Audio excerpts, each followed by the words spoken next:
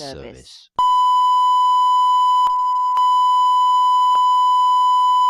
This is the primary audio circuit for the Reuters live service.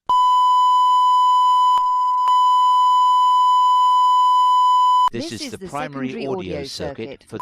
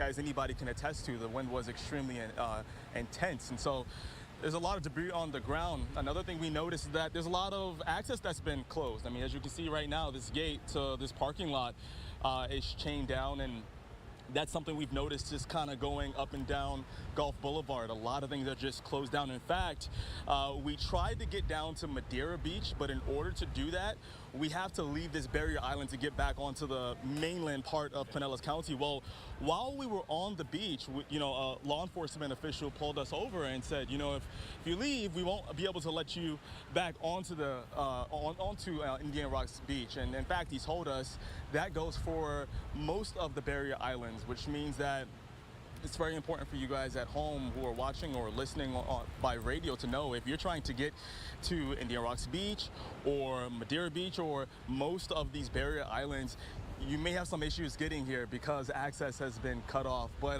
we're going to continue to survey the damage, and we'll get back to you guys with an update as soon as we have more information. I'll send it back to you guys in the studio. All right, Anthony, thank you so much, and stay safe out there. We're going to go over to Shay Ryan now, who is tracking the latest on the storm.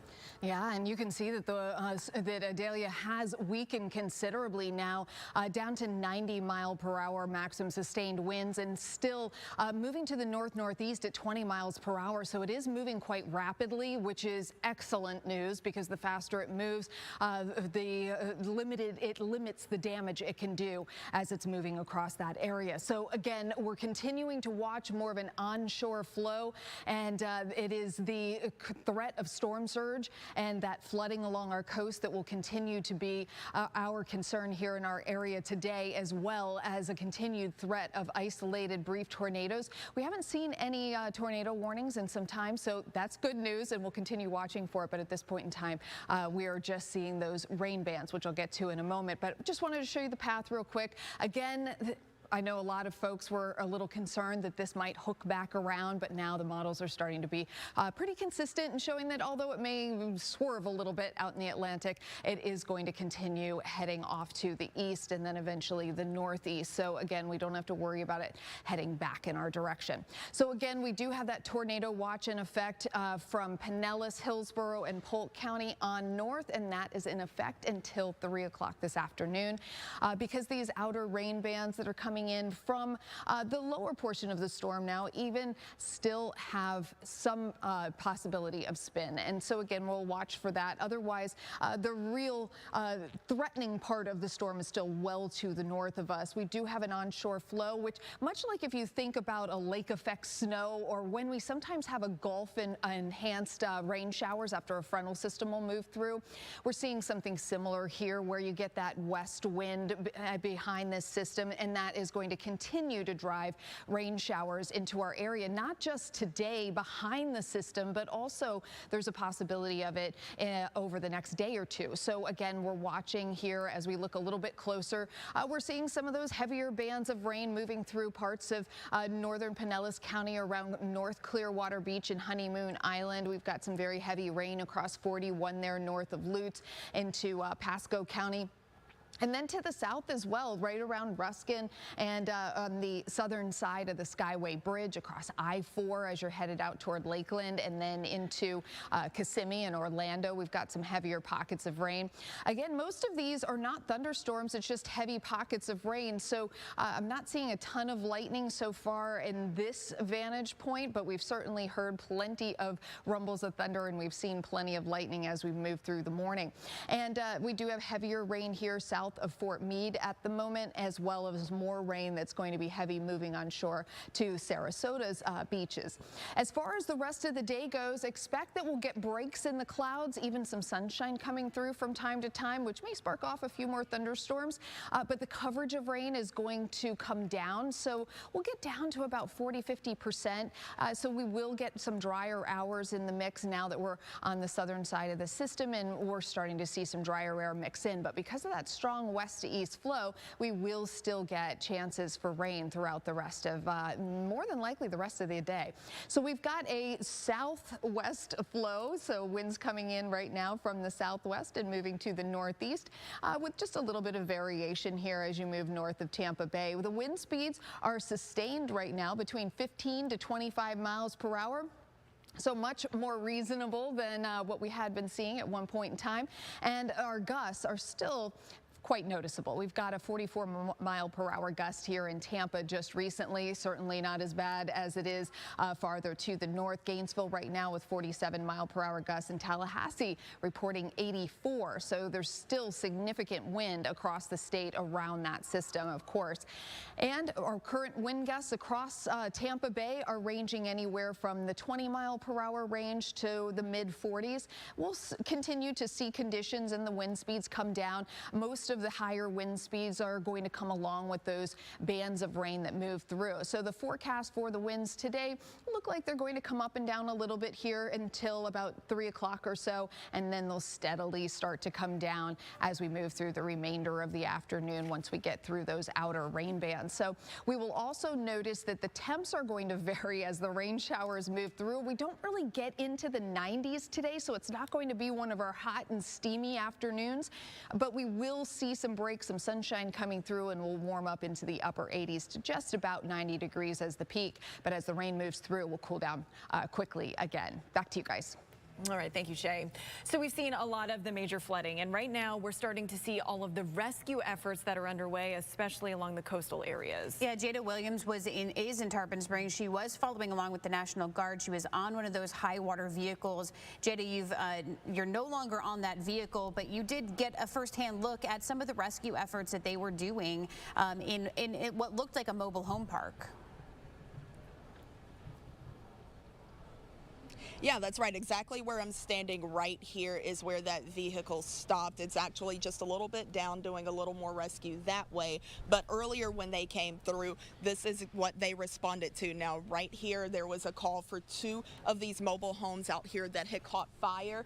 They brought out the fire rescue here in Tarpon Springs. That's because the regular fire truck couldn't make it down all of these roads. There are multiple stretches of the road to get to this community that have been flooded, and those trucks just couldn't make it over. So that vehicle that is part of the National Guard was able to carry them down here. They just came back to pick up those firefighters and do a little more work here. But again, take a look at this. These homes are absolutely destroyed now. The tree above it is scorched from that fire, and this is just an important reminder that when there is a mandatory evacuation in order, it makes it even harder for the people who are the first responders. They don't have the easy access. They can't hop in that fire truck and just go down the road. It's really tough for them as well, but luckily there is help, and this help has been deployed pretty quickly. Now, that truck that I was on earlier, if you were watching, it's able to drive through up to 30 inches of water. So what's really important is that it was able to pick up those first responders, those firefighters, bring them back here to be able to put out this fire. Now, as I mentioned, they are just a little bit down the road. They're still in this community. They will be going around all of Tarpon Springs, any area that is really tough to get to, rescue missions, any calls for service, to make sure that everyone is safe and everyone is accounted for here during the storm. And it is very important work, very tough work that they're doing. So we'll continue to be out here. We'll hop back on the truck in a little bit, see where they're headed to next, and we'll have the latest for you in a little bit. I'll send it back to you for now, though. All right, thank you so much, Jada. And we're going to check in with James Tully, who is on Clearwater Beach. Now, something that is interesting is I was just looking at the radar. It does look like maybe some bands are about to come through or have come through.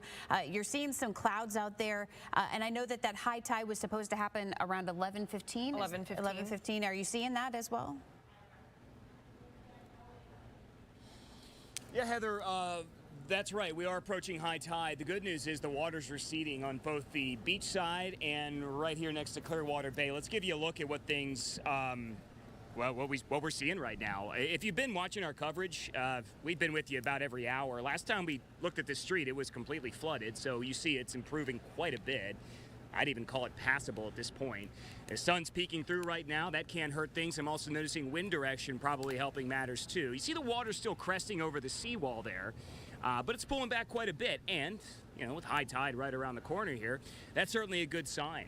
You know, talking to Clearwater Police, a lot of good stuff coming from them. They've had to make no rescues. They feel like a lot of people followed the evacuation orders. And that's a good thing. I mean, we saw over 6 feet of storm surge come through this area overnight, and the sheriff, Pinellas County Sheriff, even warning us that the worst may be yet to come. I can't speak for too many other parts of Clearwater Beach besides where we are here on Hamden Street, by 3rd Street, and also Coronado, which runs parallel to it. Things are pretty bad there, but they're improving quite a bit.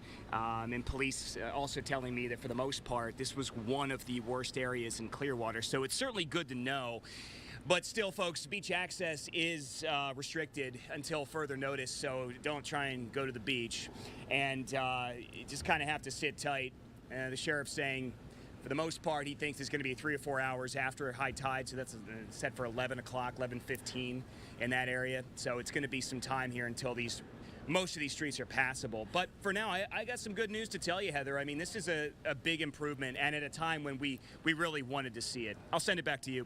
All right, thanks, James. And we'll be watching Clearwater Beach very closely because of that high tide time. And very important to note, you still cannot get on the beach, so don't try to do that. Honestly, it's probably going to be several more hours. We'll, of course, keep you updated when that reopens. Absolutely. We're going to get over now to Pinellas County. We were checking with Anthony Hill just a little bit ago. He's been driving around. He has seen some flooding, other areas that aren't flooded, but now he is actually on Indian Rocks Beach. Anthony, what are you seeing out there? Or what's left of Indian Rocks Beach. I mean, if you can call it that. And the reason why I say that is because, as you can see, the water literally comes up. We're at the entrance of the beach. The water has literally risen to the point where it comes up to the entrance of the beach. Yesterday, when we were here, there was some distance between where we are right now and where the water started. I also want to point you guys to your attention the damage that we see. I mean, there's a bench here. How did this get here? Where it came from, we're not sure, but this bench literally got picked up and moved across the beach. There's also another, well, we can talk about this first, but we talk about that. This is the level to where the water got to. So, I mean, we have reason to believe that maybe the water is receding because the water came all the way to where this bridge is. I do want to show you guys the last bench, though, because I think this is pretty impressive. The bench over there that is literally submerged in the water. How did that happen? Who knows? It's the fault of the hurricane. But I mean, it kind of is a testament of the power of Mother Nature.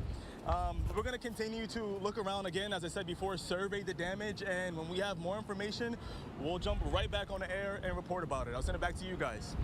All right. Thank you, Anthony. And we do want to pass along a quick update from St. Pete that we just got in. It's an 11 a.m. update from the city.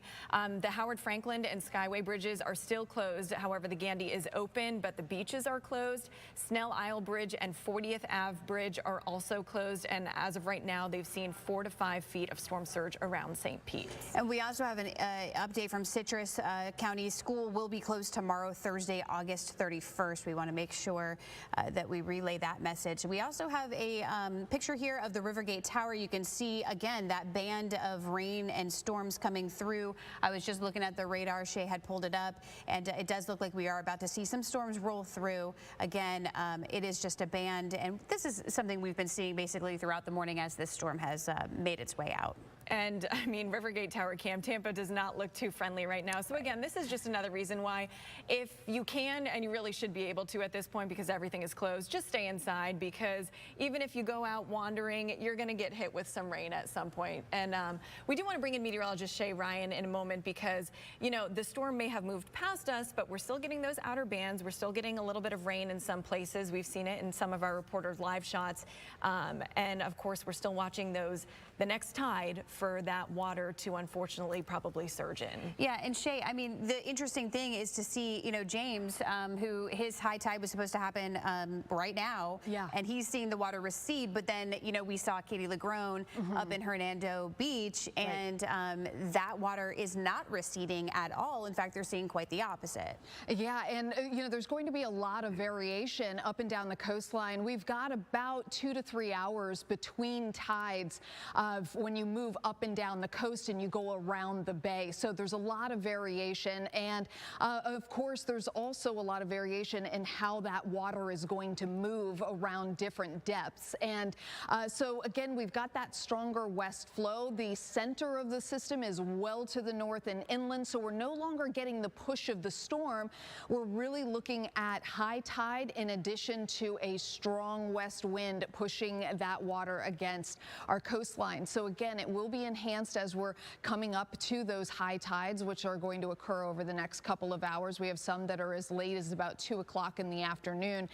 So as we're approaching that and we're watching those tides starting to come up, just naturally, what we'll also be looking for is to see if there will be any additional push from this westerly flow. And you can see how fast these storms and the rainfall is moving behind this system, or I should say on the south side of Idalia now, and it's just rushing through. But we've got a lot of breaks in those rain bands. We're not really seeing any thunderstorms at this point, but we still will have a chance for that as the sunshine comes through. That'll help to just add a little energy, and we could see more thunderstorms as we get into the afternoon and get a little more daytime heating in there. But at this point, we do have very heavy pockets of rain right around Riverview, just to the south, and then across the Waimama area down 75. That's where we're getting some heavy rain. Still in northern Pinellas County around Tarpon Springs, and then extending back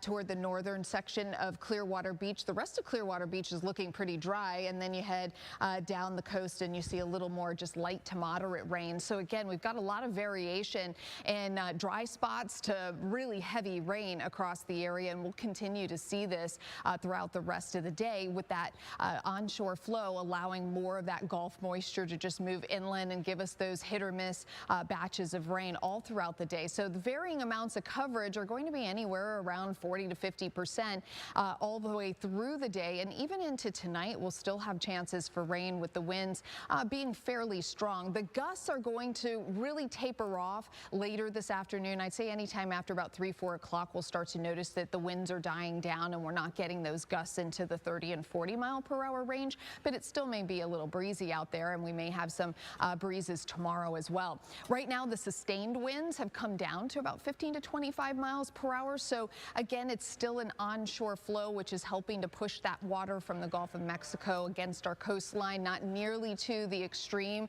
that we had earlier when the storm was moving along the coast and that low pressure was helping to push the water. But again, it is still somewhat of an influence on our tides for sure. 84 mile per hour wind gusts now reported in Tallahassee. 47 in Gainesville, and you can also see how the wind direction is opposite. So that is where we know the storm, the center of the storm, is going right in between those two cities when you see the wind direction going in different directions in between two areas. Right here in Tampa, of course, we've got that southwesterly to westerly flow, 44 mile per hour maximum gust here in the last half hour as well. And then we've got wind gusts also in the upper 40s around Jacksonville. And we'll continue to see those gusty winds as the storm continues to make its way into through Georgia and into the South Carolina coast here through the next several hours, and then off into the Atlantic by tomorrow. The current wind gusts across the area are looking actually a little improved from the last time we looked. Most of the 40s are to the north now, around I-4 or to the north. So we're seeing a little less of that, although Mayaca City now 43 mile per hour gusts, as well as Arcadia. But we'll continue to watch those wind gusts come down as we move through the afternoon and into the early evening. We're looking at wind speeds that are going to come down around 10 to 15 miles per hour. So really very reasonable at that point, and certainly nothing that would be damaging. But our chance for showers and storms continues right past sunset and even past 10, 11 o'clock tonight.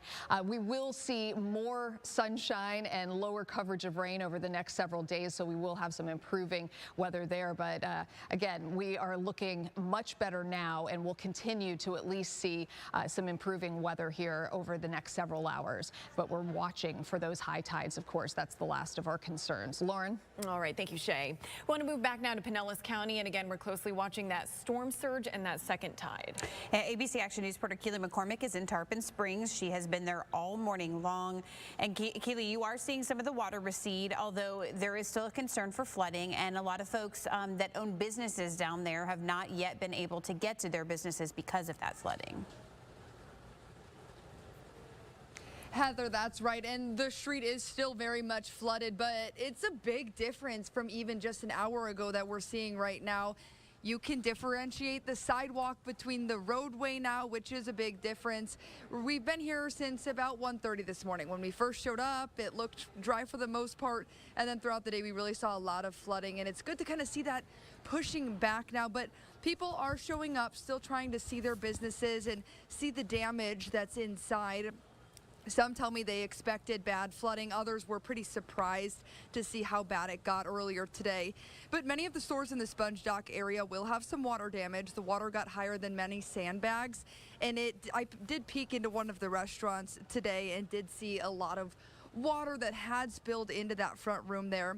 I also spoke to one man who just opened up his business in Tarpon Springs last year. He tells me luckily his shop was okay, but the storm did bring in a lot of concern for business owners. Well, definitely anytime you have a storm, this is a low-lying area. It's prone to flooding. We've seen worse than this, but this is pretty bad. And as more people come out to check their businesses right now, I do want to warn you to be really careful. I mean, there is still a lot of water right here. This is one of the shallower parts. Behind me on this corner here where there's a lot of businesses, the water is still pretty high. There's a lot of debris in the water. We've been here since really early in the morning. I've seen flower plants, I've seen signs, and you really can't see all that from the top of the water. So just be really careful. Wait till the water goes down a little bit more before you get in there and check the damage and check your businesses. Reporting live in Tarpon Springs, I'm Keely McCormick, ABC Action News. Keely, thank you. Important note there that I think every official is saying, all of our reporters are saying, just don't get in the water. You do not know what could be in that water. All right, we want to go now to Bayshore Boulevard. Our Larissa Scott is there live. So Larissa, at this point, I mean, the last time we came to you, the water was receding a bit, saw a lot of debris in the area. What are you seeing right now? Well, still the same situation, Lauren.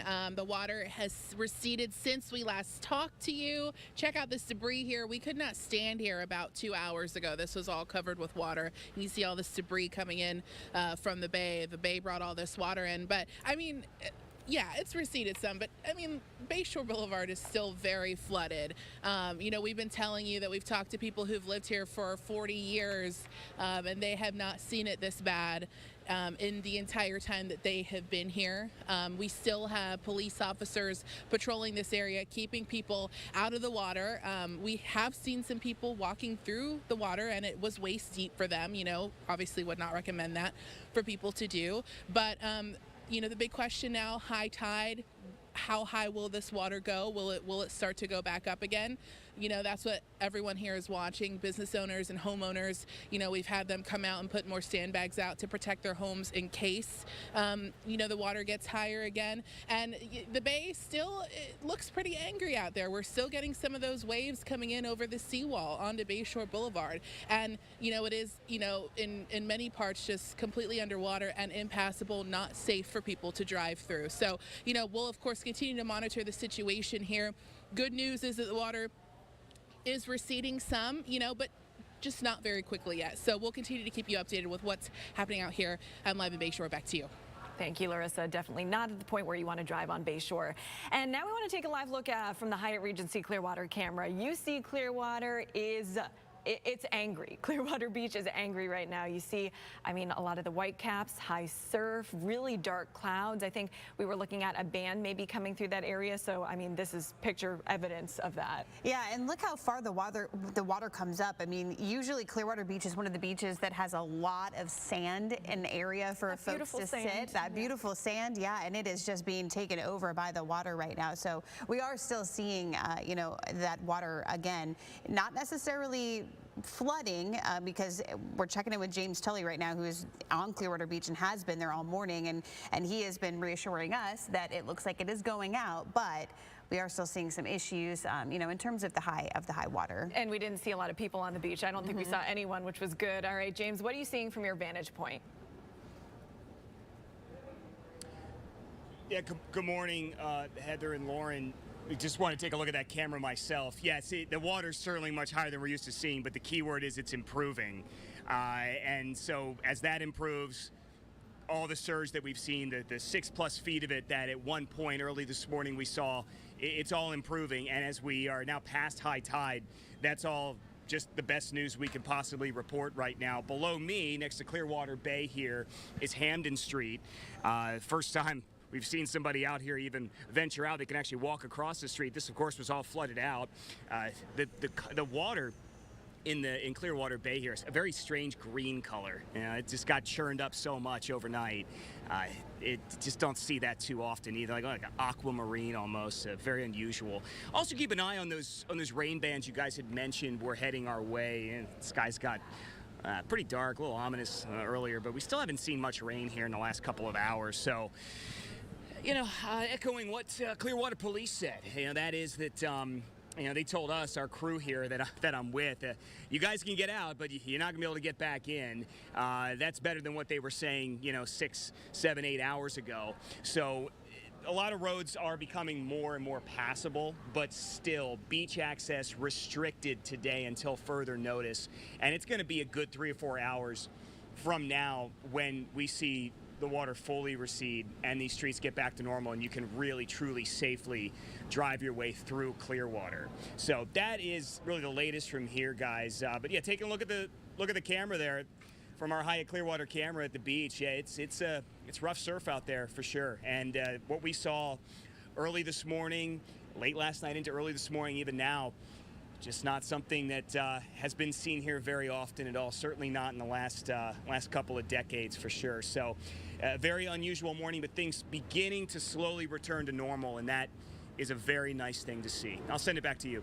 All right, thanks, James. And a quick note while we're still in Clearwater, I'm just looking at a video Clearwater Police tweeted out, and it looks like South Gulfview Boulevard on Clearwater Beach is under a lot of water right now. So just be aware, if you by any chance live in that area, don't think you're about to get on South Gulfview Boulevard anytime soon. All right, a quick update now on some local school closures just coming into our newsroom. Citrus County schools will be closed tomorrow. Hillsborough County Schools says they're still deciding whether to cancel classes tomorrow at this point. They tell us a decision on that will come later in the afternoon, and we'll of course keep you updated right here on air and push alert from our ABC Action News mobile app. And I'm sure it will have something to do with whether or not we're seeing storm surge in Hillsborough County and whether buses are going to be able to get to and from schools. Storm surge has just been a major problem. It's also been a major problem in Oldsmar. ABC Action News reporter JJ Burton is out there now with a look at the conditions. JJ, what are you seeing?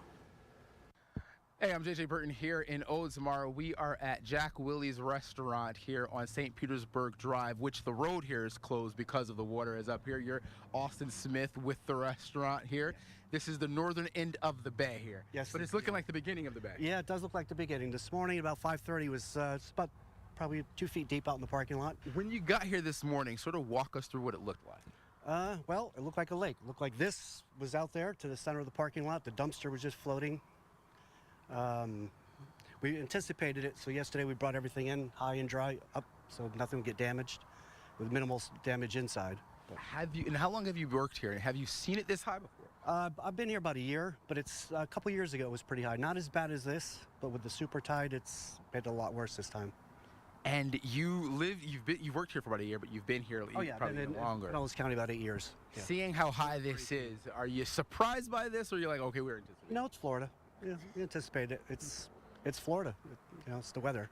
And we were down near Shore Drive yesterday, and we saw that, and now today it's literally, again, a part of the bay. Yes, it always gets like that. And I feel sorry for the people that live over there because they get 2-3 feet of water in their house at a time. And it's a lot going on here. So you guys are going to be closed today? We'll be closed today. We should be able to reopen tomorrow. The 2 o'clock tide this afternoon might be a little challenging. Okay. We're expecting it to come back up and probably get another foot of water, but after we clean up, be back in business. All right, cool. Again, this is the story here again. It's the storm surge that everyone's dealing with. The wind has died down for now. It's not raining right now, but it's on and off rain and a lot of wind. A lot of people dealing with flooding here in Oldsmar, especially along Shore Drive. The bay is right there, and then we're here on St. Petersburg, which is about 2 blocks away. Again, this is what they're dealing with, flooding, and you see that right out there beside us. So we'll be here all day. Reporting in Oldsmar, I'm JJ Burton, ABC Action News. JJ, thank you. And this is the video I was talking about right before JJ's story there. This is video from Clearwater Police Department. It is of South Gulfview Boulevard that's on Clearwater Beach. And you can clearly see there is a lot of water. You can barely see the lines on the road. So this is an area that is currently flooded. You will not be able to drive through. Meanwhile, I mean, you can't even get onto the beach anyway. But if you are on the beach right now, just know South Gulfview Boulevard is flooded at this point. All right, so right now rescue efforts are underway for a lot of sections of the Tampa Bay area. Yeah, Jada Williams, we've been checking in with her in Tarpon Springs all morning long. She spent the morning following the National Guard through flooded neighborhoods. She was in a mobile home park. You had brought us an update on the 2 mobile homes that had caught fire that they weren't able to get access to right away. Any updates, any further updates on those? And was everybody okay in that? Did those folks leave those mobile homes? So actually, Heather, right now we're not sure about that. What's going on is the trucks are coming in and they are just making sure that everything is okay right now. They helped the firefighters here in Tarpon Springs put out the fire to that house. This water over here, you can see that these roads are flooding with this water. It's not safe to go by. This vehicle that we're in right now is actually something that is used in situations like this so that it is possible for first responders and any type of people who are rescuing and doing these missions can safely get through that very high water. We actually just stopped. This is the end of the second time that the truck has come through. So the crew that's on here right now, they're about to get off, but this isn't the last stop for them. Of course, this is a situation where there are so many people in so many parts of this community that are going to need some help. This is the important work that's happening right now. But as I continue to say, this is an important reminder that if you guys are, if you are under that mandatory evacuation, this is why it is so important that you evacuate. But also, if you're seeing this and you're saying, it's not raining in my neighborhood, it's totally fine, I can drive through this water, just don't chance it. We have the true professionals who are out here. You could end up being one of those people that they have to rescue, and they already have a lot of work on their plates. That's why it is so incredibly important right now that you stay at home. Don't hit these roads, just wait until it's safe. Let the men and women who I'm here with right now continue to do their jobs. If they do their jobs quickly, safely, efficiently, it just makes it a lot easier for everyone here. Now I am going to send it back to you guys because they're ready to get off of this truck now. They have a lot of work ahead of them. So back to you guys in the studio. All right, Jada, thank you. Yes, they're doing very important work, and we thank all of them for the work that they're doing. So we want to move now to Bradenton. Our Kylie McGivern has been kind of bopping around. She was at the Cortez Bridge earlier. Now she's at Wares Creek, which is, Kylie, a historic neighborhood. What's it look like there right now? It is. So Wares Creek comes off of the Manatee River. This is an area that is prone to flooding. This is just one example of a spot that is blocked up. Why? We're going to show you. So when you look down this area, just a few minutes ago, we saw some people returning home, had stayed with family members that live in the houses right along here. Randy, I don't know if you can see out here, the ducks are right in where cars would typically be driving through. And this is why it's so important when you are heading out today, which hopefully you don't have to, but there is an easy way for all of the areas that we cannot be. mymanatee.gov/road closures. That will show you these areas that are blocked off. But earlier today, the Cortez Bridge, that is blocked off. Bridge going to Anna Maria Island. Keep this in mind, and we are still not quite at high tide. So as people are driving around, officials are really encouraging you not to do that. When you look at this, it may not look that deep, but a few minutes ago, we saw a truck where the water was just below the hood as it was driving through. That's how you get stuck. That's how it creates a dangerous situation. So as you guys said, we are kind of bopping around this area in Manatee County to show you. We will show you what we can so you don't have to go out and put yourself in a dangerous situation. We're reporting live. Back to you guys. All right, Kylie, thank you. And a quick note to pass along here. Polk County is actually sending assistance to the north. They're sending an emergency self-contained rescue team to help in Levy County. So we're already seeing other parts of Florida really helping the areas that have gotten hit very hard by this storm. And we're going to move now to South Pinellas County. ABC Action News reporter Anthony Hill has been in Indian Rocks Beach. He was on the beach. Anthony, are you still there? No, you're along Gulf Boulevard. Tell us what you're seeing out there in terms of flooding. Yeah, as you said, we're on the same island, different location. We were driving on Gulf Boulevard, surveying the area, and we stopped because we noticed this. We thought this was truly impressive, again, just to what Mother Nature can do. I mean, what you're looking at right now is essentially an observational deck. It's suspended above water usually. People can go on and look out over the water and enjoy themselves and, have a fair distance between where they are in the water.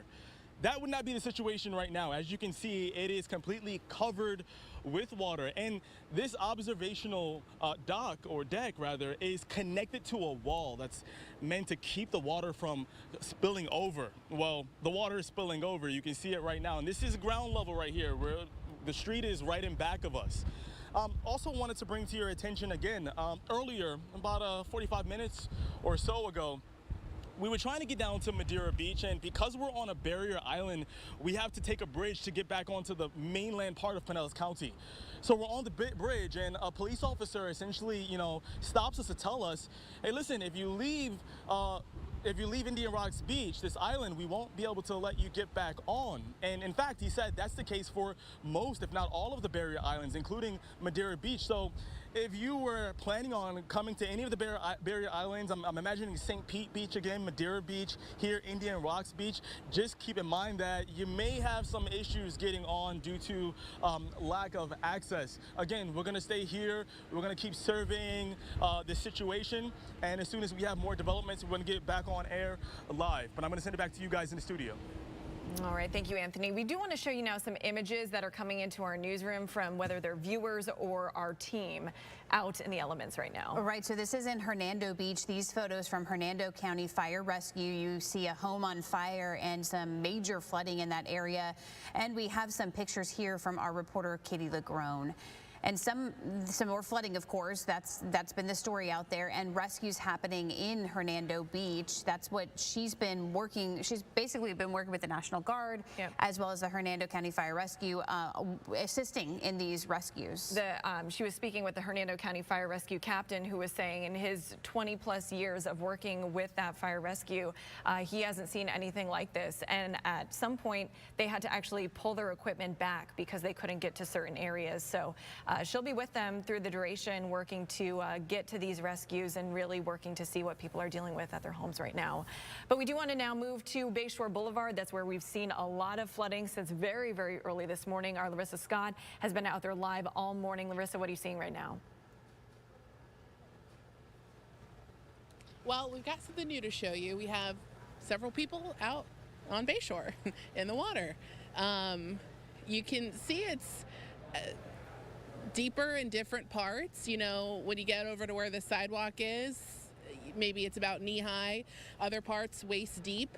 Obviously, this is not encouraged to do, but we've had some large crowds come check this out, and people have been in and out of the water here pretty much all morning. Want to remind you, not encouraged to do this because, well, you just never know what's underneath all that water. We've had, all these waves wash in from the bay for the past several hours overnight, all into the morning. We've been dealing with this flooding here, this water coming in, and you just don't know what has come in with that water. So, don't recommend people are doing this, but here they are. They're out here running in this. But, just to show you in terms of how much the bay has receded some, clearly Bayshore still continues to be flooded and likely will be for some time. But if you check this out, Jason, if you could pan this way, where that Tampa police car is where the water was a few hours ago, and it has receded now back to here. And again, just for a locator, we're near Swan and Magnolia off of Bayshore Boulevard in Tampa. So we are definitely still seeing the water recede, which is good. Even we had a heavy band of rain come through here not too long ago, and that didn't really, do anything for the water levels. So for those homeowners who are still watching for the high tide and worried about what could happen to their home and their businesses here along Bayshore and near Bayshore, they're of course still watching that closely. Like I said, we've had some people come and put some extra sandbags in front of their doors to try to keep water out if that's the case, but we'll keep monitoring this for you all morning long. Back to you. Larissa, a quick question for you. Have you been able to talk to anybody out there, any officials, about whether we're seeing flooding in homes? Because I was able to see a video. Now, this is from South Tampa, so I'm not sure how close that is to where you are along Bayshore Boulevard, but we were seeing some flooding in what looks to be streets and getting into homes as well. It looks like a pretty bad situation out there. So I've been able to personally talk to about 6 different police officers who've been out here patrolling all throughout the night and this morning, and they have told me that they've not been able to safely kind of look to see the extent of the damage. So we don't have the specifics on that, but they did tell us that they do expect there to be some water damage, especially to the homes that are facing right on Bayshore Boulevard where the water is. Yeah, that makes sense. And I know that you haven't really been able to move yourself because it has been so bad out there. So yeah, stay safe, Larissa. Thank you so much for that update. All right, we do want to move now to Pinellas County. We are again closely watching that storm surge and that second tide. ABC Action News reporter Keely McCormick is in Tarpon Springs. Keely, you've been out there. You've seen the water receding. Folks are starting to come out, look at their businesses. But like we just said, that it could still come back up and get worse.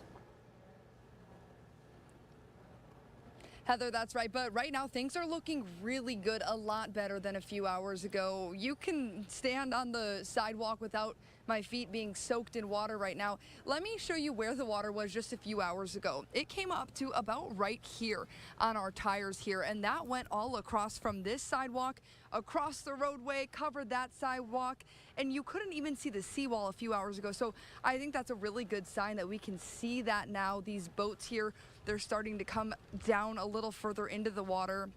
The river is still high, there's no doubt. There's still water on the roadway, on the sidewalks, but things are looking a lot better than they did a few hours ago. Now, as people are starting to see the water recede, they are starting to come out and check on their businesses. Right where we are now, this is probably the best situation for flooding. If you go down the corner, the water is still pretty high. It'll go up probably to someone's knees. So I do want to warn you, be careful. Maybe wait a few more hours, wait till the end of the day, maybe tomorrow until you do go back and check on your business.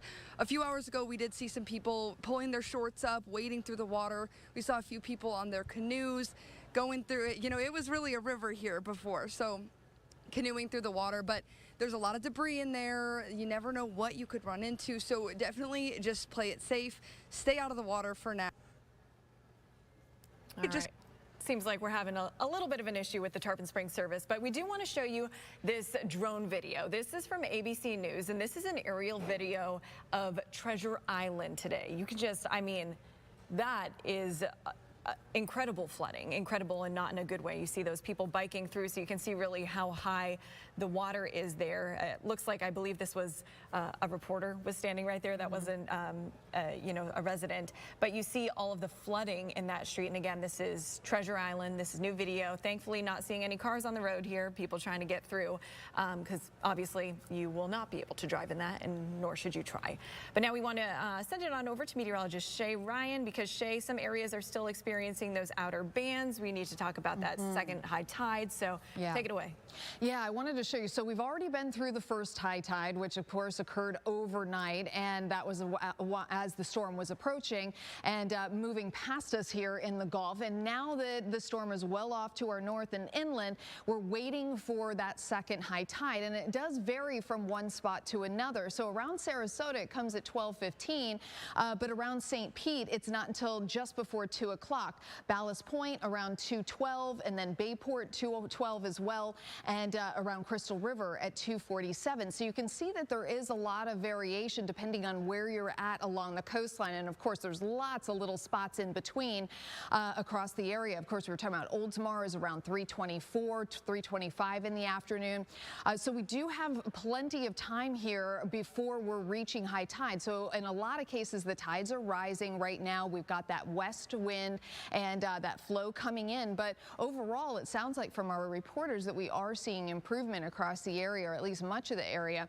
And you can see where the storm is at now. It's weakened considerably, but it does still have a very well-defined eye and circulation that looks like a tropical system. So last check, it was around 90-mile-per-hour maximum sustained wind. So it is weakening as it's moving inland, but still quite a force. And we do still have some very heavy downpours, some of them coming around the West Chase area and then extending north into Lutz and across 41. And then we've still got rainfall that is coming across northern Pinellas County, just south of Tarpon Springs, and across northern parts of, Clearwater Beach and Honeymoon Island. So very similar to the last time we were looking on the map. Those rain bands are just training right along the same area. And that is quite common. This isn't anything unusual. And the good news is we haven't seen any tornado warnings in quite some time. That's also something that's common with these rain bands, but we haven't been seeing the spin that we saw earlier this morning. And we do still have a tornado watch until 3 o'clock. But again, things have been very quiet in that regard over the last couple of hours. We do still have some heavy pockets of rain in Polk County as well, south of Haines City and north of Frostproof. We also have some here south of Bartow. And then heading into Manatee and Sarasota counties, we've got a nice big batch of heavy rain. I'm not seeing a lot of lightning right now. So as we continue through the heat of the day, I do think there'll be a greater chance that we will see, with the breaks in the clouds and some sunshine, the return of some thunderstorms. And the coverage is going to come down, not dramatically, but now that we're seeing just rain bands and not consistent rain, we've only got about 50% coverage. So we'll range somewhere around 40 to 50% coverage as we move through the day.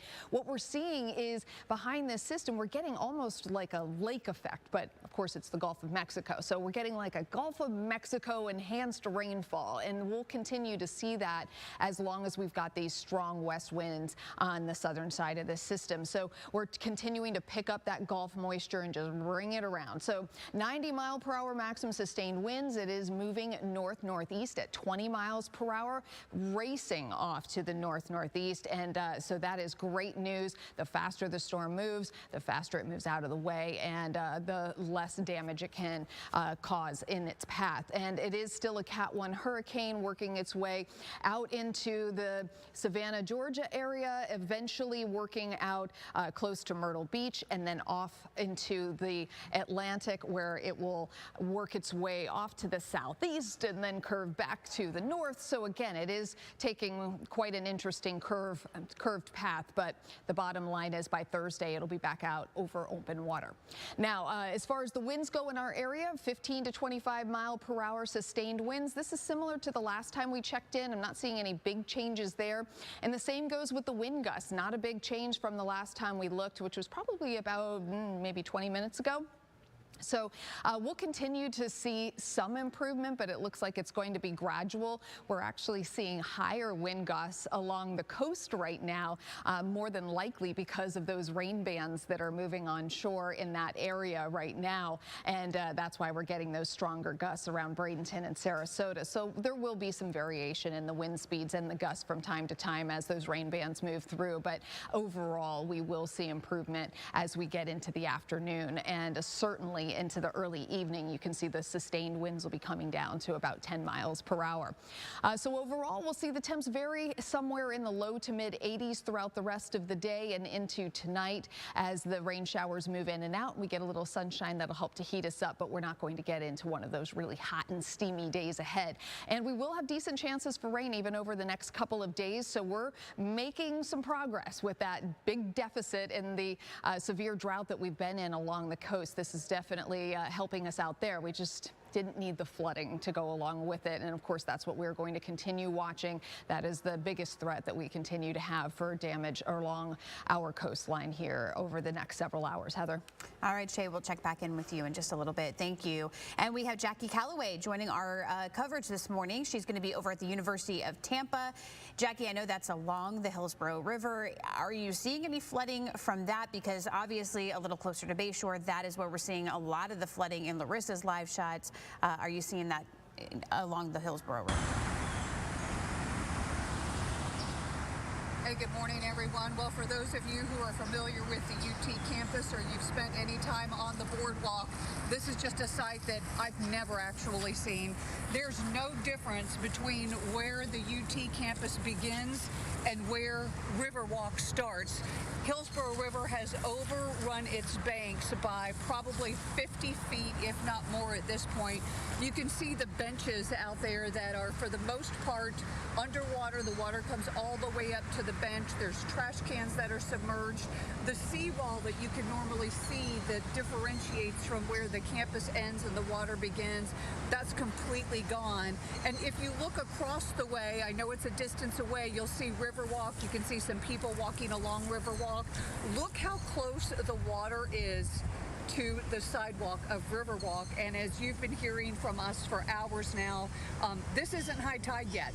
We're not going to see high tide until this afternoon, but yet we're already seeing this kind of surge and this much water cross over barriers, cross over banks. Just look at the trees, for instance, how if you look at the trees that are about 30 feet in the distance, how high the water comes up on those trees. We were talking to some UT students who kind of wandered out to see what was going on this morning and to see how the campus fared overnight. And they said they've never seen anything like this. Some of them actually went out and sat at the benches in the water, which we do not recommend. I mean, we've been told over and over, if you don't know how deep the water is, don't drive in it, don't step in it, because you just don't know what's underneath the water or how deep that water goes.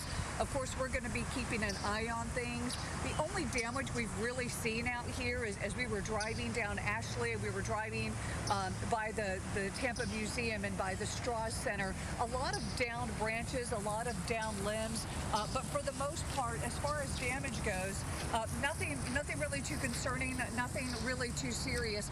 Just a lot of flooding in this area downtown, in the entire Riverwalk area. And of course, we're going to be driving around. We're going to be keeping an eye on things as the high tide continues to build for the next few hours, and let you know how it's looking in this area. Back to you. All right, Jackie, thank you. And where Jackie is on the UT campus, right across the river is the Riverwalk. So like Curtis Hickson Park is right there. And we were looking at some pictures from the city of Tampa about an hour and a half ago. And the part of the Riverwalk that actually goes under the bridge that you could see in the back of Jackie's shot right there, that was completely underwater. So there's a lot of flooding on the Riverwalk. Granted, it may have receded slightly, but today is not the day to take a Riverwalk stroll. Let's just say that. Let's leave it alone for a while. Yeah, we'll avoid that area for sure. We're going to check in now with James Tully. He's on Clearwater Beach. Now, James, we were looking at Gulf Boulevard. We had seen some video from there where they were experiencing flooding. But from your vantage point, things are getting better. A lot better, Heather, for sure. I mean, what a night it was for Coronado Drive. I got to take that line from our own Sean Daly, who's helping us out this morning. This, a couple hours ago, was a river with a current. Now, it's just, dare I say, some ponding. And this is good because this is actually an accelerated timeline from what Pinellas County officials told us. High tide hit about 11:15. You know, we're flirting with it, I guess, an hour past that. Easy to lose track of time when you've been doing this for 12 straight hours. But this is a great sign. Water's receding for sure. Over here, we've been showing you shots of Clearwater Bay. As you can see, this is these are passable roads, guys, and this was, according to Clearwater Police, one of the worst sections when it came to flooding from the storm surge we saw last night. Storm surge in excess of 6.5 feet, and so, you know, we were able to give you a vantage point of what that looks like when the surge is over 6 feet in Clearwater, and it wasn't good. Almost all of Clearwater was underwater at one point, and that was really something. But, you know, the great news is that most people heeded the warnings. Police didn't have to do any rescues. We know of very minimal power outages around here. So all really good stuff. And again, the timeline accelerated from what officials said. I mean, we were told 4 to 5 hours after high tide. You see what it looks like now. And the beach there, I should point this out. The beach, there, Mike, one block this way. That's the beach. That's where the majority of the surge was coming from, obviously. So this is a great sign as you look down 2nd Street that is improving really by the minute. So lots of improvement here. That's what we want to see. Do want to reiterate, beach access is still restricted until further notice. So until Pinellas County lets us know that beach access is still available, it is restricted. Don't know why you want to go out there. You guys showed us the Hyatt Clearwater cam a few moments ago, a couple minutes ago, and it's still rough out there for sure. But this is nice to see this water receding, and you know, not just my crew that I'm with has done an excellent job tonight, but anybody else who may be vacationing and wants to get out of here should be able to do so very shortly. All right, thanks, James. Live for us in Clearwater Beach. We do want to move south now to our Kylie McGivern. She's been in Bradenton for the past few hours. She's now in Wares Creek. It's that historic neighborhood. So, Kylie, what's happening there right now? Yes, we've moved to a bit of a different area. A lot of different roads blocked off because of flooding. What we want to show you, this may not look like much just as you're driving by, but see these chairs here? Those are on a dock. All of that is underwater. Our photojournalist Randy Wright, if you go a little bit further over, it's the seawall that almost looks like a sidewalk right now. Behind that, that's a road. All of this water creeping into closer and closer to some of these homes along the water, where now there's not a road, there's not anything really separating the water from seeping into these surrounding communities. To give you a bit of an idea, if you're not in Manatee County, you don't know really where this is at, we're very close to downtown Bradenton. You can see some of those bigger buildings over there. So as you are going around, again, do not go around unless you absolutely have to. But if you're looking to see road closures, you don't want to get stuck somewhere, mymanatee.org/road closures. Of course, we're keeping you updated here on ABC Action News as well. You know, we checked in with some emergency officials. We heard of one rescue off of a sailboat later last night, overnight, but in this area compared to other areas in the Tampa Bay region, we're not hearing of different water rescues at this point. It sounds like people heeded those evacuation warnings, or they were, you know, basically took their chances and were able to stay safe. Right now, it's people just assessing what's going on. And again, we keep reminding people, while things may seem calm, we have not hit high tide yet. We're talking maybe the next hour or so. So conditions in terms of the water coming up higher, we're not there yet. So we will continue checking in with you all. We're going to drive around to some different spots to give you different perspectives. But for now, we'll send it back to you. All right, Kylie, thank you. And like she said, I mean, it just depends on where you are, and it depends on when that high tide moves in. Some places are seeing that water recede, other places are not. Moving back to Tampa now, we've been showing you all of that flooding on Bayshore Boulevard basically all morning this morning. Yeah, and our Robert Boyd is reporting now from the Davis Islands Bridge.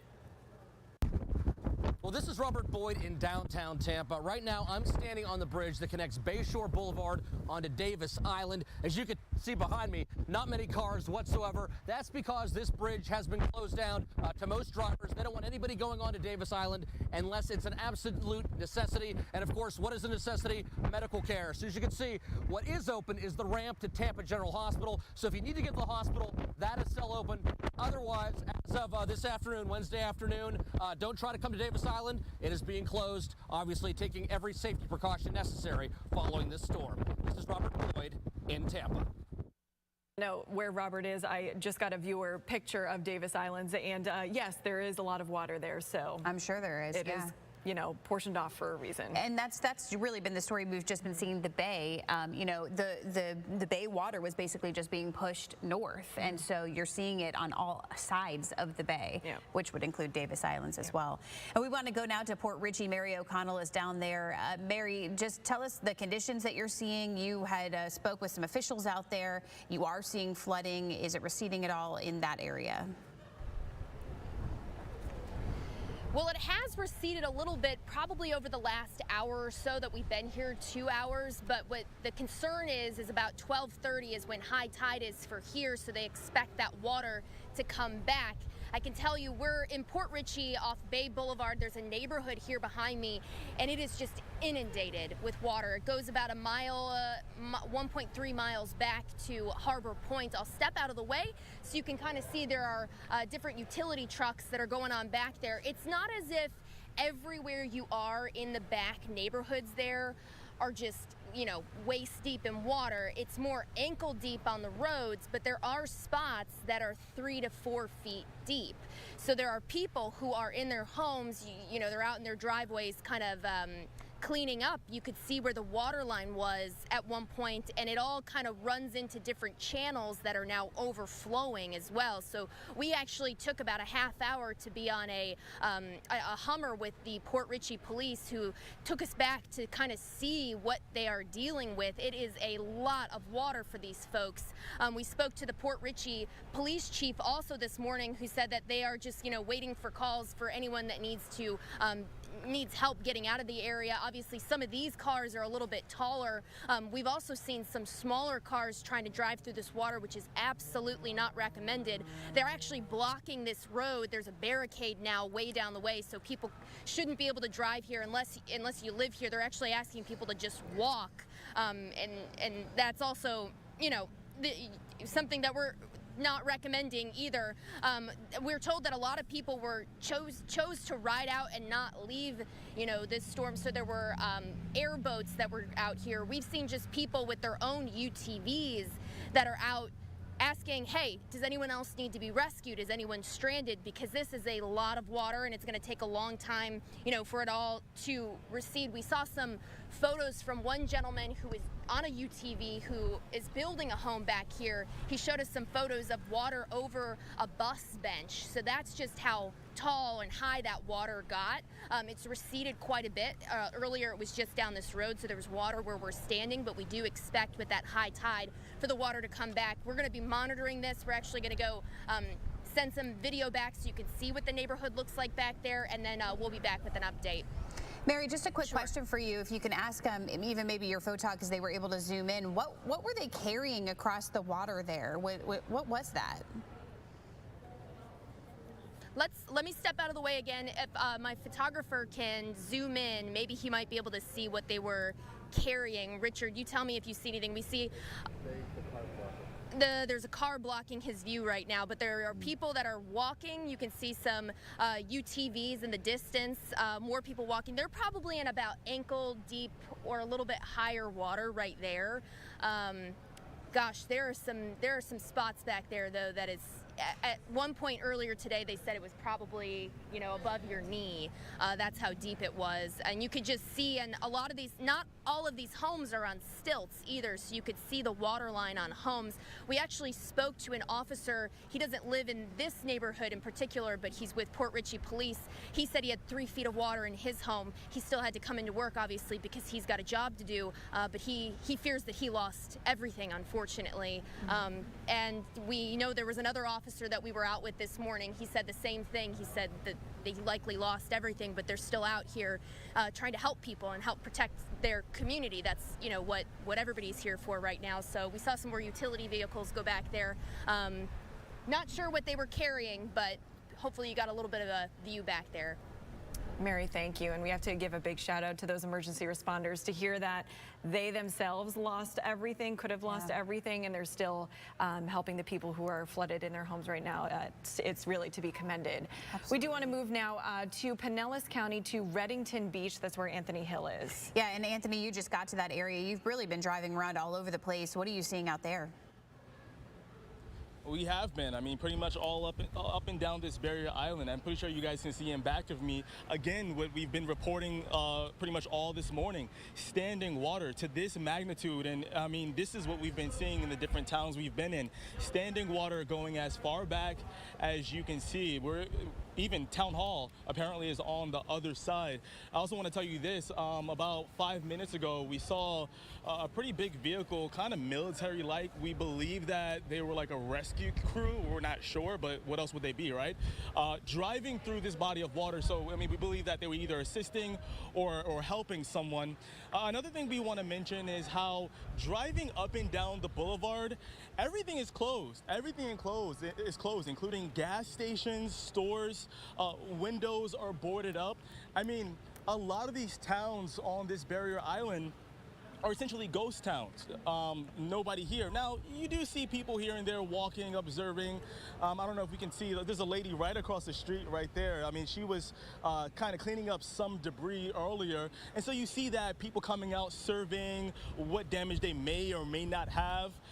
But other than that, I mean, this is pretty much a ghost town. You see a car every now and then, but yeah, and as I said before in the last live hit, if you were planning on coming to any of the barrier islands, you may want to think twice, because we try to go to Madeira Beach, and where we are, we have to take a bridge to get back onto the mainland part of Pinellas County.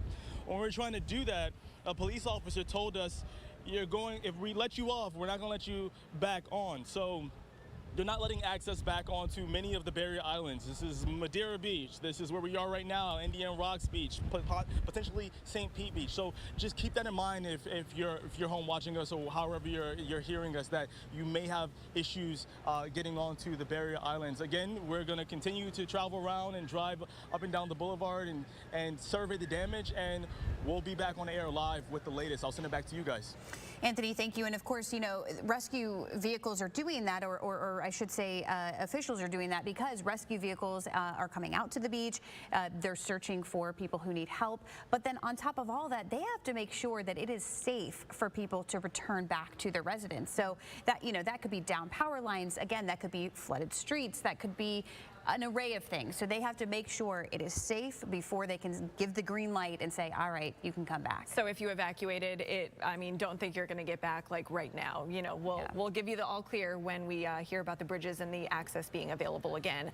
We do want to stay in Pinellas County now, because again, all up and down Pinellas County, really all up and down the coast, we are watching that storm surge, and we are watching for that second tide. Right, and Keely McCormick, she's been in Tarpon Springs basically all morning long.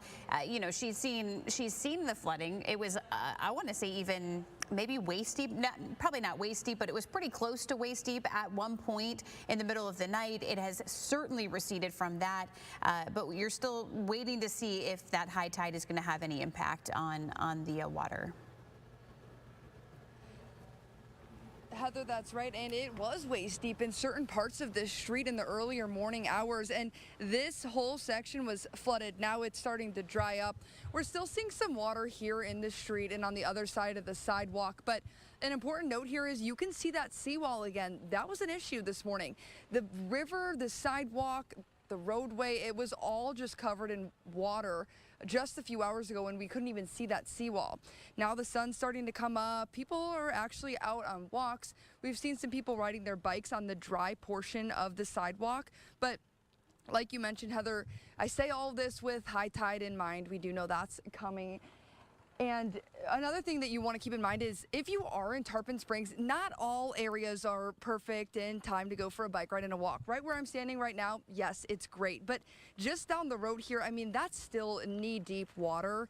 That's because that's a little bit of a dip in the roadway there, so that filled up with water, and you're going to see that all along those roadways here. So you definitely want to be careful. There are a lot of people that are coming out to assess the damage, taking photos to see what's happened, but it's definitely not a safe situation yet. So be cautious as you're coming out and as you're checking the damage, and I would suggest just staying in for a few more hours, and we'll keep you updated on when things are clear, when things are looking good. So for now, I'm reporting live in Tarpon Springs. Keely McCormick, ABC Action News. All right, Keely, thank you. And as we take a live look outside from the Rivergate Tower cam and bring in meteorologist Shay Ryan. Shay, I noticed two things. Number one, that camera was shaking when we went to it. And number two, it looks like we're getting one of those outer bands still in Tampa. Those clouds look nasty. Yeah, it does. Quite a few of our vantage points are looking pretty nasty. And you do notice with our cameras that it calms down for a little bit, then it starts shaking again. And so we are, again, still seeing those bands rolling through, and we have varying conditions based on the band. So right now, as we're looking across the area, we've got partly sunny skies being reported in St. Pete and Tampa. We've got a little sunshine coming through the clouds, 85 degrees both in Tampa as well as in St. Pete. And you can see the winds are so much higher than what they normally are that that they don't even really show up on the map properly. It's about southwest at about 17 miles per hour, and that's why it's showing up and looking so funny, and the same with here, southwest at about 20. But our gusts have still been in that 30 to 40 mile per hour range. We've got some rain around Sarasota, a bit heavier there than in Lakeland, but temps are a little lower where we're seeing the rainfall. And you can see that it is a lot more widespread. There is a batch of rain that is light to moderate that's rolling across well to the south of us us outside of our area, but we're still getting a couple of those areas with very heavy downpours. I was just checking, and I haven't seen any lightning in quite some time on the radar. And so I checked and kind of scanned the whole radar in the central Florida. Not one strike of lightning in the last half hour. So things are really calming down in the atmosphere. But if we get more breaks in the clouds and more sunshine coming through, that could fire things up again. We may see a few more thunderstorms. But I think overall that's helping to tamp down that possibility of seeing more spin in the atmosphere and also seeing more of those isolated tornado warnings that we had seen so much of earlier this morning. Now we're continuing to watch Idalia continue to still everybody's struggling, including me, of course, with the pronunciation of our hurricane, even though it's been plenty of time and plenty of practice saying it. Continuing to work its way north-northeast across Georgia now, and it is speeding, just racing across, which is great news because it limits how much damage it can occur, how much rainfall we can accumulate in any given area. We are still getting those rain bands just going over the same area because the storm is not moving north, it's moving more northeast. We're not seeing these rain bands lifting northward. They're just training along that same line. So again, we are going to see a lot of the same areas getting rainfall over and over again, and the spots that are getting breaks are going to get more breaks. But in general, we are seeing rainfall totals across the area to be highest in a couple of spots, and it's to the south. We can see that one band here that that's been going through DeSoto and Hardee counties, bringing some areas about 7 inches of rain. Substantial. We were looking at about 4 to 6 inches is what we were expecting in the area, and then locally higher, and that's about what we've gotten. So we do have plenty of places where you're seeing the light blue, that's somewhere around 1 inch to 1.5 inches, and you can see areas in purple are about 2 inches, and then when you get into those deep purples and the reds, that's where you're getting into that 3 to 4 inch range, and anything that's in that red to yellow is somewhere around 6 to 7 or so. So again, we do have some decent rainfall totals. We really needed the rain, especially closer to the coastline. We just didn't need the flooding, right? And as far as that storm surge flooding is concerned, we are on our way up. We're watching the tides increase right now, but we are not seeing the water levels coming up dramatically. In fact, we're seeing that the tides are starting to recede. So this is good news. We may have reached some of our highest tide levels during low tide. Again, we're continuing to monitor it because we haven't completely gotten to high tide yet, but again, we do still have an onshore flow, and we're still seeing rain showers moving onshore. We will continue to see this west to east flow and more showers driving across the state here, not just today, but also over the next couple of days. We get that west to east pattern typically in the summertime, and it allows that chance for rain to move from the Gulf onshore, and it's being enhanced now, of course, because of the hurricane, but we'll continue to see a very similar pattern even after Idalia is long gone. So right now we're still getting those outer rain bands from the southern side of the system. But as we look at the future cast, you can see how into tonight after sunset, we still get some of that onshore flow, and more scattered showers will develop tomorrow. So it'll be hit or miss. And as the daytime heating kicks in, we get a nice round of showers and maybe a couple of isolated storms in the afternoon, and the onshore flow continues into Friday. The coverage isn't going to be as great as what we have seen through the hurricane, but we are going to continue to see that west to east flow, and you can see how churned up the waters are in the Gulf right now and how rough the water is out there. Another reminder that we just stay clear of the beaches for now until we get the all clear from the officials, and they've been able to check over things and make sure that we don't have power lines in the water and so on, as you've been hearing our reporters tell us. So as you're planning ahead for today, we do have quite a bit of cloud cover. We will get some sunshine coming through, and as that happens, it'll heat up a bit, and we'll get into the mid 80s for highs, and then as the rain showers come back through, we will see the temps drop back down. The same with the wind speeds. They're going to vary. We're getting gusts still in the 30 to 40 mile per hour range, but after about 3, 4 o'clock, we'll start to notice them declining pretty quickly, and after sunset, we'll be back to breezy conditions, and we may even have some winds picking up from time to time tomorrow. but it's not going to be as extreme as what we've experienced today. So basically from here on out, conditions continue to improve with our fingers crossed that we're not going to see any changes with the storm surge. And I think we're getting to the point where it's starting to become unlikely that we will. Well, that is a piece of good news. All right, thank you, Shay. We want to go down to St. Pete. Our Vanessa Ariza was in the Vinoy St. Pete Pier area yesterday. Vanessa, so what is it like in the downtown area this morning? Yeah, hey to you, Lauren. We are in front of Fresco's. A lot of people enjoy this waterfront bar right now, restaurant right now. They can't.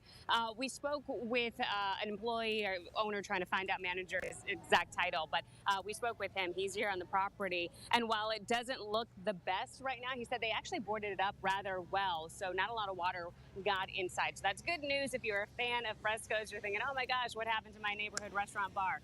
We're told for the most part it is okay. But earlier this morning, guys, around 9 o'clock, photographer Allison Shaw, she came out this morning. And I want to go ahead, if you can go ahead and toss to that video so we can give viewers a look at what it looked like in front of Fresco's around 9 o'clock this morning. Severe flooding in this area. There were cars that were parked here overnight. They're actually still sitting here. And the water has receded right now, but hours ago, that was a different story. That water up to their bumper, up to the top of their tire. So a lot of water that had come in this morning. Again, like I said, it has receded. We also had a chance to talk to someone with the boats over here. He and his family, they own the business. And he said, we were able to tie them down. Funny enough, he said, I've never really expertly known how to tie down a boat. I learned overnight into the early morning hours. The boats are fine. The water is receding. But this area, you can actually, when you usually drive down to go to the pier, you wouldn't be able to do that this morning around 9 o'clock because it was severely flooded. So it has gotten a little bit better out here, which is the good news. A lot of people out walking about. The rain, there's a little bit of a band between 9 and 10 o'clock this morning. That has since stopped. But very important here, law enforcement, they are around this area, and they say while it's not raining, while it is not severe flooding anymore, there are still some puddles out there. I don't know if you can kind of see behind me, there's still a little bit of water. And they don't want people to go out and walk around into these waters where you don't know what is in it. It may be like, hey, it's only to my ankle, it's fine. You don't know what's underneath there. And I say that because there's an electric charging station out here for your electric vehicles. And a law enforcement officer was telling our photographer Allison earlier this morning that he wants people to stay away from it because it was sparking. So just another example of, I know we're all curious. We want to come see what the storm brought, what it left behind. But just to err on the side of caution, if you can, try to refrain, especially going out into those waters because you don't know what is underneath it. So you may think, okay, it's not raining, it's just a little overcast, it's safe to go out. Not always the case. So please continue to stay safe out there. And I actually, when we were leaving our hotel, one of the employees there said, I live over in Keaton Key, and it is severely flooded in that area. She said, we don't even know if we're going to be able to get back there this evening. And she said they do have electricity, but as far as getting into her neighborhood, she says that is not the case right now. So we wanted to give you a view of what the downtown St. Pete area looked like over close to the marina. We're also going to try to make it out over to Shore Acres because, as you know, if you live in that area, they get severe flooding. They get flooding on a sunny day. So you have a hurricane come in and bring all this water. So we're going to try to make it out there, but we wanted to give you a view of what St. Pete looks like right now. So for now, I'm going to toss it back to you guys.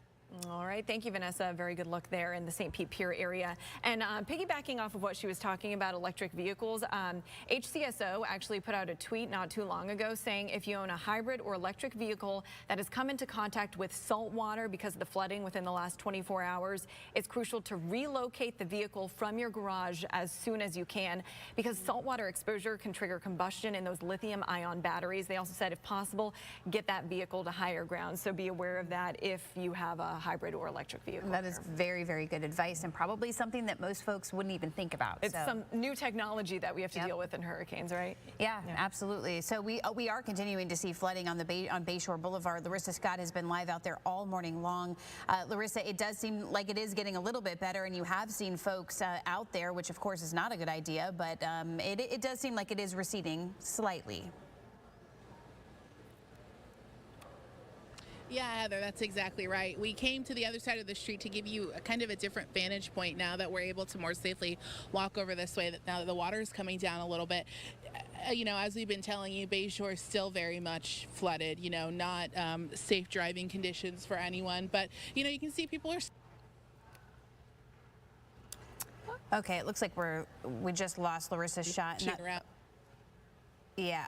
I think we just lost Larissa's shot. So we're going to go ahead. You have an update from TPA, right? Yeah, Tampa International Airport just tweeted saying TPA to reopen to arriving flights only at 4 p.m. today. They sustained minimal damage from the hurricane. Departing flights and normal operations will resume early Thursday morning. So check with your airline, but that is the latest update just in from Tampa International Airport, tweeting that moments ago. And I want to show you some video because we continue to get some incredible images from our crews in the field. And this is video from just north of us in Taylor County, that small community, definitely seeing a lot of damage from Idalia. Our anchor Paula Groen and photojournalist Tim Jones were on the ground there. This looks like it was a little earlier, obviously. Look at the storm damage here. You can see the winds were 100% a factor there. So we've been talking all morning how storm surge really was the issue for our area, but up in Taylor County where this storm made landfall in Keaton Beach, it went right through Perry, which is exactly where this crew was, Paula Groen and Tim Jones, and wind was really, really bad out there. So bad that they had to actually go into their hotel because the doors, the glass doors, could not handle the wind. And again, you can see here, that is what they were dealing with. It was really, really bad out there, although we were able to follow them through this entire process of seeing the eye go over Perry. And when that happened, as soon as it started to pass, you know, Dennis and Greg were able to give the good news, which was that, you know, the worst of the storm had gone. So Paul did a fantastic job. Tim did a fantastic job up there. And they were speaking with folks who had left the Keaton Beach area, you know, and surrounding areas because they wanted to, you know, seek higher ground, seek a safer area. And they were also getting images of their houses out there. And most of them, it looked like their houses had fared pretty well, although there was one house in I believe it was, I'm forgetting the name of the city here, but they had, it looked like the roof had been completely taken off and you could see right into the bedroom and the upstairs area. So there is damage out there, 100% sure, and I'm sure that Paula Groen and Tim Jones will be heading out there to assess that as well when it's safe. That wind video is something we are not getting around here, and it was crazy to see because you usually look to the trees for the wind, but I was looking at the water being blown all over the place. All right, now let's get back to our coverage here in the Tampa Bay area. We do want to check in with James Tully. He's out on Clearwater Beach, and James, we're hearing rescues are happening there now too. Good afternoon, Lauren. Yeah, I mean, it's not a really nice day here. It's raining, it's cloudy, it's windy a little bit still, but that's okay because 5 hours ago, pretty much all of Clearwater was underwater, and this is a nice sight to see. I've been coming on live with you guys, giving you some pretty positive news of improvements, with the exception of some side streets. As we take a look here at Bridgewater, Michael, that's over here to my right. You see Bridgewater, there's still, that's an impassable road. However, on the other side of me, Coronado Drive, looking great. This road below me right next to Clearwater Bay is all but completely receded. So again, great news. Clearwater Police telling me that no rescues, haven't had to do anything. Minimal power outages. I think a lot of people did the right thing and evacuated.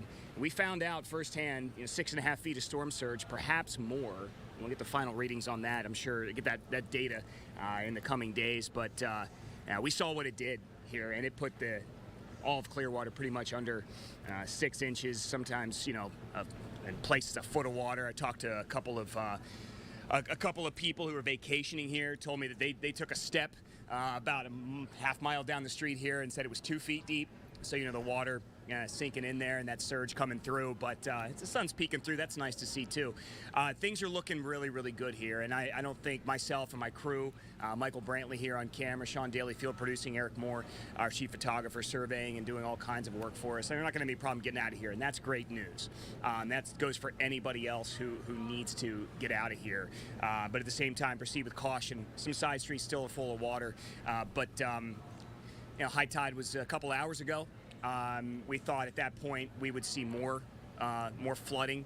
We haven't. So all good stuff. The beach access still restricted. Stay away from the beach until further notice. But otherwise, things looking very good here, and it's nice to come on and report that to you after the night that we had. I'll send it back to you guys. James, thank you. And just really quickly, I was trying to remember the name of that town. It's Steinhatchee, and that is where they saw some pretty major damage to homes in that area. And I'm looking at Florida 511, which gives you updates, live updates on traffic enclosures. And in that area along US 19, there is a major incident. Emergency vehicles on US 19 in both directions at Northeast 124th Avenue, all lanes closed. And again, that is probably because they have seen some pretty significant damage out there. And just another reason to not get on the roads right now. And as we're taking a live look from the Mainsail Beach Inn, this is Anna Maria Island, and this picture is not something you see on the West Coast very often. I mean, this looks like an East Coast. This looks like the Atlantic Ocean. You see the waves crashing on Anna Maria Island. Usually this area is so calm, serene, and peaceful, but clear evidence that a storm has gone through, and we're still, waiting for that high tide and that the storm surge to potentially be an issue again. So now we are going to go to Madeira Beach. Our Anthony Hill has been kind of going around the Pinellas County area. Anthony, what are you seeing on Madeira right now? First, we finally got here. People have been watching, and they've been watching for the past 2 hours. We've been talking about how we tried to get here and we had issues with not being able to cross the bridge. Well, we found a way. We just kind of came down Gulf and turned this road, turned that road, and now we're here. But we are here at the Madeira Beach 9/11 Memorial, which is partially underwater. I want to show you guys. This is part of it right here.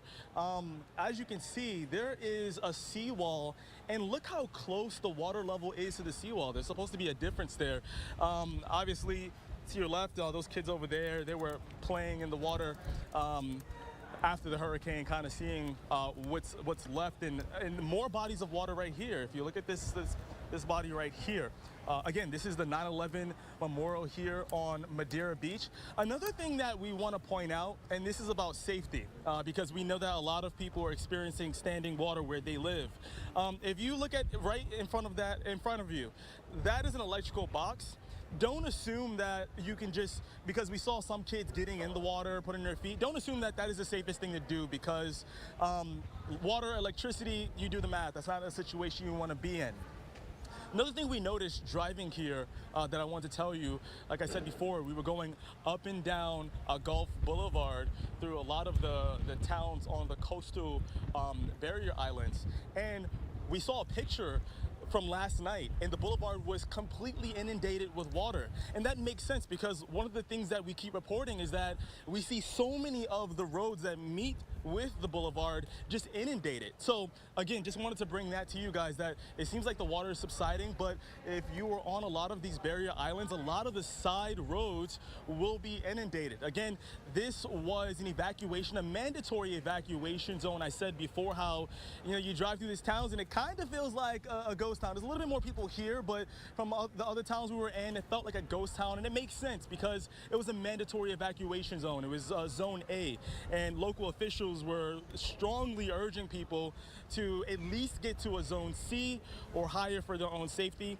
And due to it looking like a ghost town, I mean, I guess that's proof that a lot of people heeded to that warning, which is a good thing. We like people staying safe. We will continue to travel around and give you the latest updates from Pinellas County. For now, I'll send it back to you guys in the studio.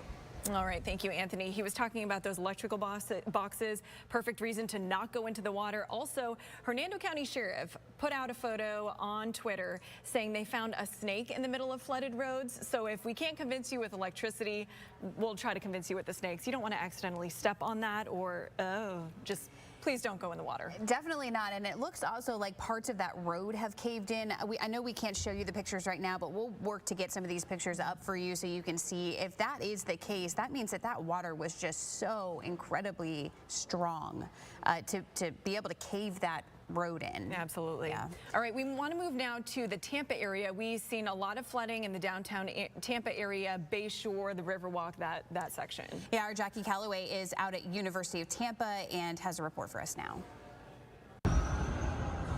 Hey everybody, well this is what it looks like on the campus of UT.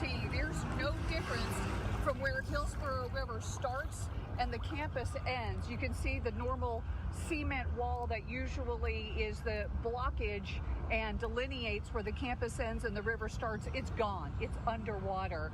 We see one young lady out here now who's trying to bicycle through this. That is not something we recommend. And look across the way at Riverwalk sidewalk itself over there. You can see how high the water is. It's just inches from actually overflowing its banks on the other side where Riverwalk actually is. We're taking a look at some trees now over here, and you can see how high the water is on those trees over there, and that really all there is out of the water are the actual limbs. And if you look over there at one of the wrought iron fences, how the fence is underwater, the garbage cans are underwater, the benches are underwater, and we are still, you know, a couple of hours from high tide, so we don't know what the... Right now you are listening to Governor Ron DeSantis giving us an update on the storm here in Florida. Let's listen in live. In Columbia, utility workers are actively working to restore power in all affected areas.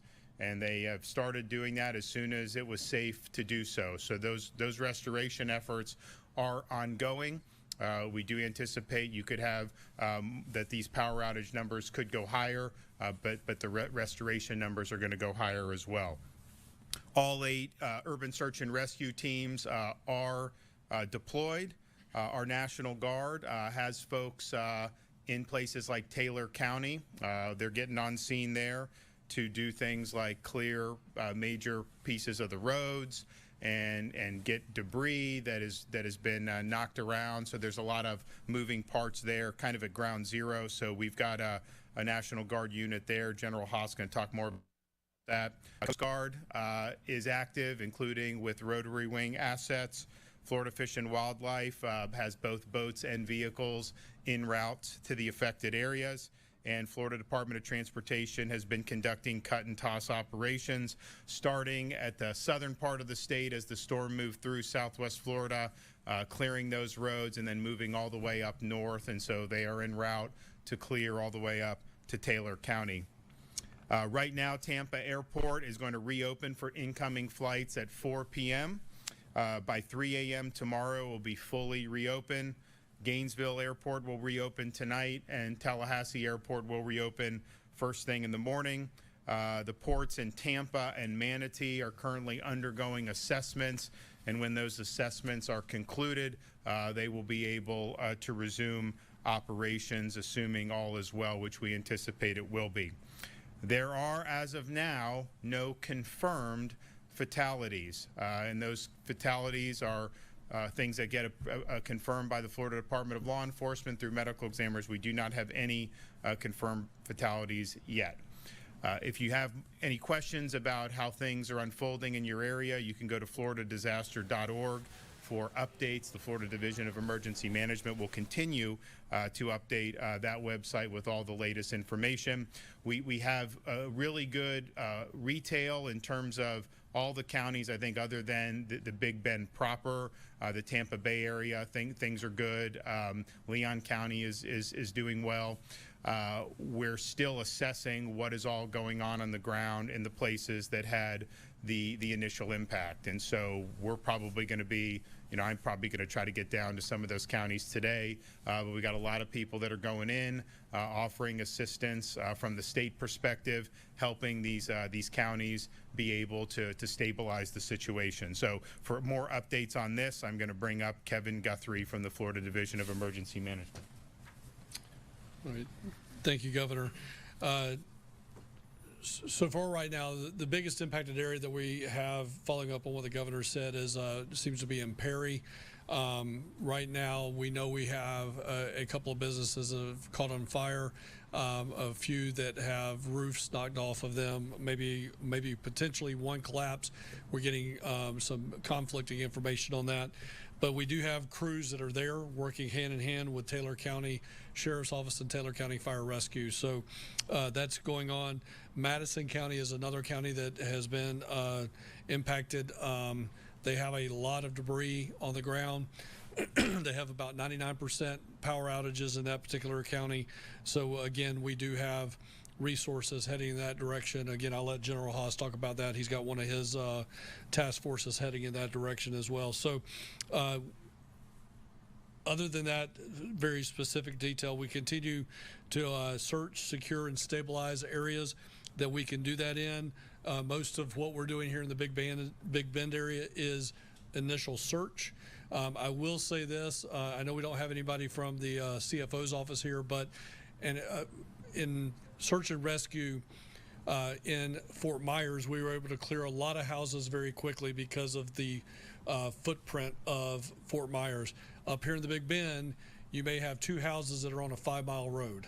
So that is going to take a very long time to clear those. Now, we have more than enough assets, more than enough resources to get that done in a timely manner, but I just want to go ahead and set expectations. Some of this is going to take longer than what we experienced with initial search and rescue in Fort Myers, just again because of the landscape. We're going to have to do a lot of tree cutting and a lot of push emergency access to get into those areas to then do the securing and stabilizing, but we are working through all of that.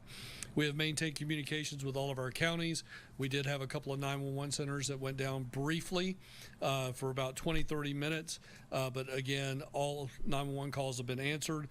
There are some minor backlogs in Taylor County and Madison County that again, local officials are working through, and then we are supplementing those resources to help them get through those calls as quickly as possible. I will reiterate that even though we have 911 calls, there is no one in distress that has not been taken care of. The ones that were in distress, we got folks to immediately. We have a lot of people that have called 911 saying, I'm entrapped in my house, I'm okay, but I need help. So they are 100% okay. We're going to get to those folks just as fast as we can get our emergency access teams into them. The state emergency response team will continue to work around the clock to meet the needs of all the survivors, support our first responders, and initiate an efficient recovery process to communities impacted by Hurricane Idalia. We are actively working with our law enforcement partners to continue to conduct, search, and stabilize, as I've already mentioned. We have a recovery team that's already in the EOC. We, here at the Division of Emergency Management, we activate our recovery team the exact same time that we activate our response team. So our recovery team has already been working for several days getting ready for this. They are already conducting windshield assessments throughout the state of Florida. We will go into the next phase of this will be individual damage assessments, initial damage assessments, where those are done at the local county level in a little more detail to get numbers that will then roll up with us. We already have FEMA that is standing by ready to do what we call joint damage assessments. So they have teams here already ready to go for that. So you're going to see a very, very quick response on the recovery side of the house to do individual damage assessments and what's also referred to as public assistance damage assessments. That's where we check public infrastructure, city, county buildings, things of that nature. So again, all of that stuff will be unfolding most likely as soon as tomorrow so that we can get the recovery process jump started here in the state of Florida. As always, we could not do that without the leadership of the governor and the objectives that he sets for us. So again, Governor, thank you so much. Okay, General. Good morning, and thank you, Governor, for your leadership and support of your Florida National Guard. Director Guthrie, thank you again for the great work your team is doing to protect Florida citizens. As we continue to assess the damage landfall caused across the state of Florida, our thoughts and prayers remain with the impacts of the storm on the folks. Florida National Guard is fully mobilized with approximately 5,500 soldiers and airmen supporting hurricane response efforts. Post-landfall, Guard elements have been providing support to our state and local partners with mission sets including reconnaissance, search and rescue, damage assessment, and route reconnaissance operations. Our 53rd Infantry Brigade Combat Team is heavily engaged in Florida's western coastal counties, primarily conducting ground search and rescue and route clearance operations. In fact, Florida Guardsmen are conducting high water vehicle rescues in Hernando and Taylor counties. Likewise, our 164th ADA Brigade is conducting similar missions throughout our central and northeast counties. We maintain additional immediate response forces available to rapidly reinforce our presence and capabilities in areas with greatest need, like Taylor County. We are embedded with each of our impacted county emergency operations centers and remain ready to provide support as requested. As briefed earlier, the Florida National Guard currently has 2,400 vehicles, including high water and high mobility vehicles, 14 rotary wing aircraft conducting planned urban search and rescue operations this afternoon, and 23 small watercraft on hand to support riverine operations as needed. Additionally, Florida is receiving assistance from other state National Guards. We're expecting 2 truck companies, one from South Carolina and the other from Tennessee. And we're also preparing to receive 3 UH-60 helicopters from Kentucky. At the same time, Maryland, Tennessee, and Colorado are standing by in case we need additional air assets. We remain grateful to our fellow Guard states for their assistance and support. Your Florida National Guard is prepared to accomplish any mission required by the Florida Department of Emergency Management, and we stand ready to support our state, fellow citizens, and our neighbors in need. Thank you. All right, thank you, Governor DeSantis, for your continued leadership. Thank you, Director Guthrie, for your continued partnership as we respond to this event. And we want to welcome you back to our continuing coverage now of what is still Hurricane Idalia. For Jamison Euler and Wendy Ryan here, we want to welcome you back into our coverage here. You were just listening there to an update from the EOC and Governor DeSantis. Right now, they say there's no confirmed fatalities at this point. They've been going through their 911 calls, and they're now working through the recovery efforts in the Big Bend area. They were saying Taylor County, Madison County, Leon County, a lot of downed trees, a lot of power outages there, so they're working to get through all of that. We also heard Tampa's airport will reopen at 4 p.m. today. Meanwhile, let's get to our Katie LaGrone. She has been out in Hernando Beach, seeing many rescues out there so far due to that severe flooding hitting many of our counties. And Katie, we were looking at some roadways that seem to have caved in. Are you seeing that in person out there? I'm sorry, say that one more time, Wendy? We saw some roadways that had actually caved in due to the severe flooding. Have you seen that? Oh. No, not at this point. However, I can tell you, I mean, look, it's just, what time is it now? 12:43. So high tide, which is that king tide cycle, is expected here around 1:20 or 1:30. And that's really the big area of concern for emergency officials. I just want to give you a little bit of sort of a scene setter here. So we are on Cortez Boulevard, which is a main thoroughfare in the Spring Hill area to get to Hernando Beach. We were on Hernando Beach earlier, and we'll show you some video of that shortly. But right now, you can see this road is closed. It has been closed since yesterday. Quite a few cars are attempting to make their way to Hernando Beach to check out the damage. They're doing a great job here, the Sheriff's Department of Hernando County, turning people around. There are a couple cars, those like that car that is able to get through. What we're being told is those are residents basically on the east side of Cortez Boulevard who have left and are able to get back. Anybody on the west side, which are all the homes along the canals leading into the Gulf, nobody is able to get to that area other than emergency crews. As far as evacuations are concerned, a lot of people did leave the area, but there are still some people there. In fact, earlier today, we went out there with the National Guard and the Hernando County Fire Rescue. We've got some video where we saw just enormous flooding in that area, about 4 feet of water. They said, look, this is going to be kind of, just going to get worse as the day goes on with that high tide expected at 1:30. But we saw some people. We saw a father with his 2 young sons pulling sort of their canoe. We saw a couple other people in canoes. We saw a guy stuck in his truck.